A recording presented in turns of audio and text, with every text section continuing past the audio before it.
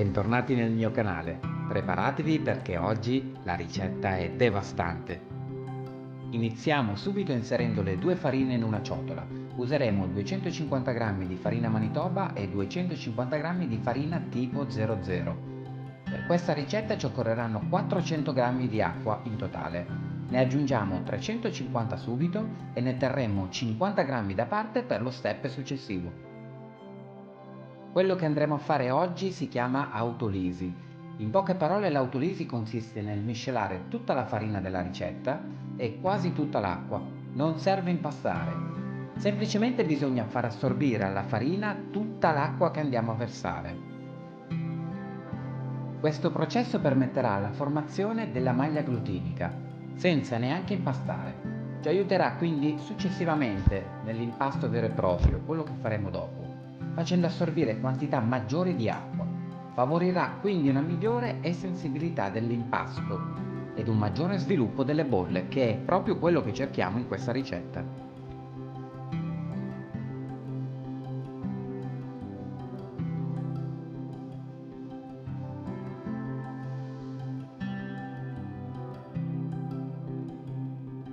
Dovrà rimanere non impastato ma sfilacciato, proprio così, non serve andare oltre.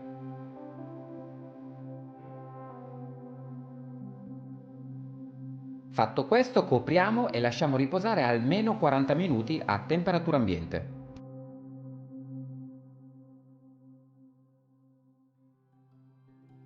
Trascorso il tempo di riposo, andiamo a prendere la restante acqua, quella che abbiamo messo da parte, i 50 grammi, e andremo a sciogliere all'interno lievito e zucchero.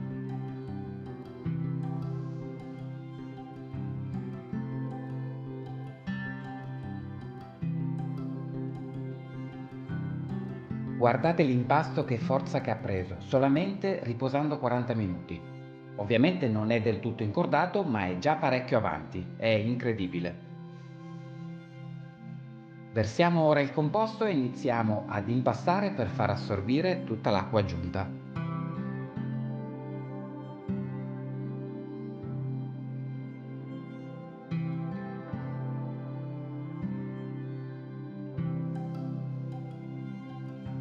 Dopo qualche minuto risulterà molto appiccicoso e ancora grezzo, ma niente paura. Lasciamo riposare 40 minuti e vedremo dopo il risultato.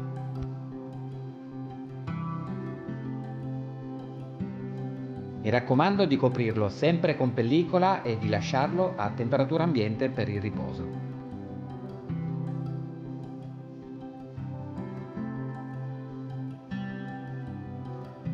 I 40 minuti sono trascorsi, quindi possiamo aggiungere l'olio e iniziare a fare i primi giri di pieghe.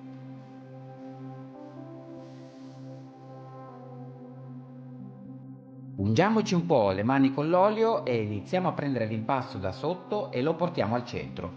Continuiamo così finché l'olio non si sarà assorbito totalmente.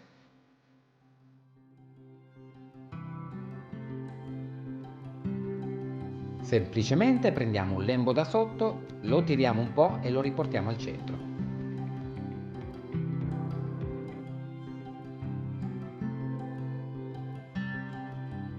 Qua possiamo già notare la consistenza che sta prendendo. Inizia ad avere una bella struttura e a diventare liscio.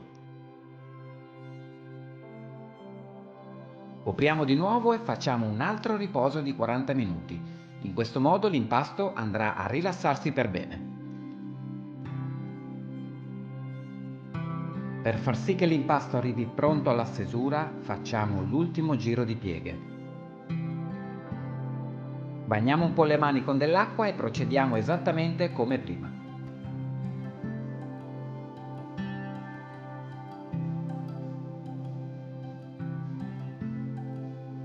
Possiamo notare che adesso è molto sensibile e che si è incordato alla perfezione.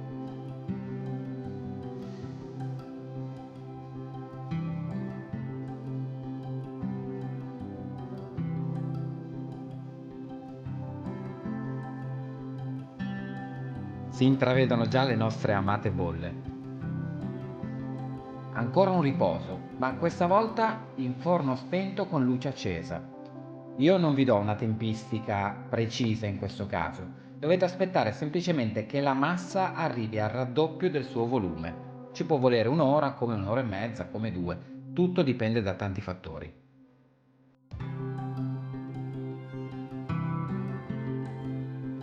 Ottenuto il raddoppio, prepariamo la teglia e ungiamola bene con dell'olio. Io sto usando una 35x25 con bordo alto.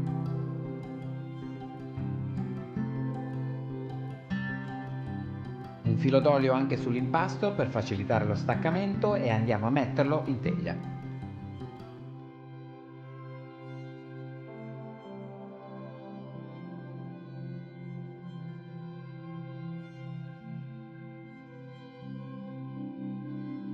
Facciamo qualche giro di piega in teglia e andiamo a stenderlo leggermente dandogli una lieve preforma, non dobbiamo ancora stenderlo.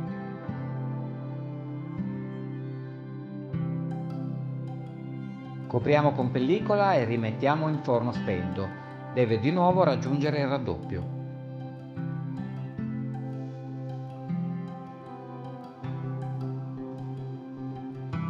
Ora ci siamo.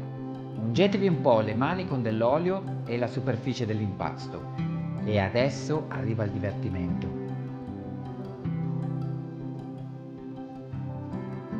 Schiacciate delicatamente affondando le dita, così da creare dei buchi enormi. Vedrete le bolle crearsi dappertutto. Sembra di schiacciare una nuvola.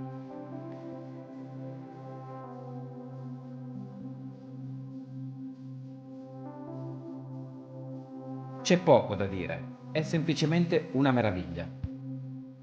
Schiacciate ora le bolle più grandi perché altrimenti in cottura potrebbero bruciarsi. Prepariamo ora la salamoia. Ho messo 15 g di acqua e 15 di olio. Li ho amalgamati insieme con un frullino montalatte così da farla diventare una cremina.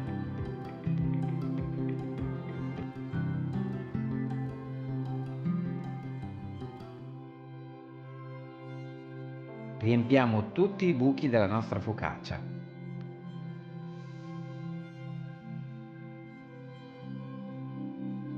Mettiamo ancora qualche chicco di sale grosso. Mi raccomando però non esageriamo con la quantità, non deve essere moltissimo, ma qualche granello. Siamo finalmente pronti ad infornare.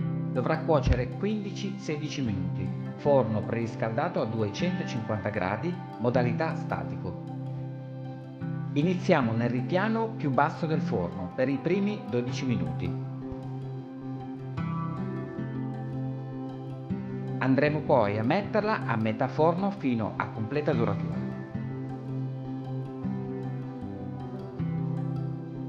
Ed eccola finalmente pronta. Vi giuro che il profumo è incredibile. Sentite bene la croccantezza.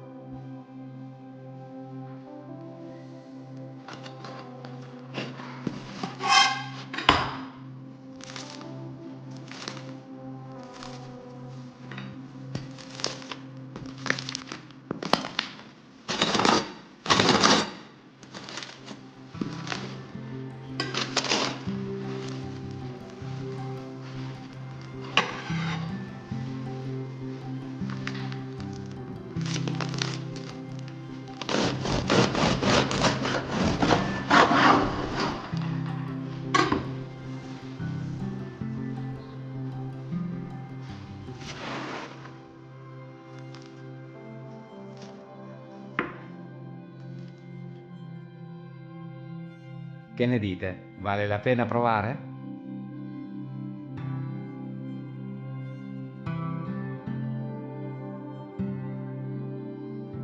Non vi dico di farla raffreddare perché è impossibile, quindi apritela in due e farcitela con quello che preferite.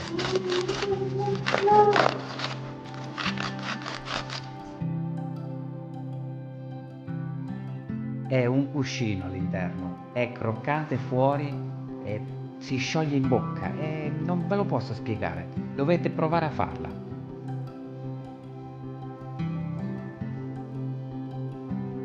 Se vi è piaciuta questa ricetta e questo video, lasciate un like per sbaglio magari volete anche iscrivervi, fatelo pure, magari attivare anche una campanella, mandarmi un messaggio, insomma, tutte le interazioni che volete. A me farebbe solo un grande piacere. Non perdetevi il prossimo video perché vi avverto sarà devastante. Buon appetito a tutti!